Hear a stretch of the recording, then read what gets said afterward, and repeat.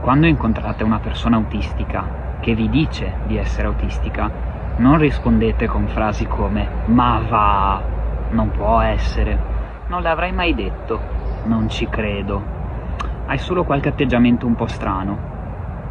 Pensate queste cose perché tutta la vita la persona autistica prova ad imitare i comportamenti degli altri per trovare un proprio spazio nel mondo, pur non comprendendo esattamente realmente tutte le regole sociali, comunicative, eccetera, eccetera, che fanno parte del mondo neurotipico. Cosa potete dire quindi quando incontrate una persona autistica che vi dice di esserlo? Ok.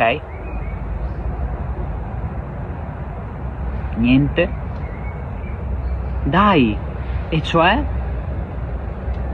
O qualsiasi altra cosa non implichi il negare l'identità di quella persona.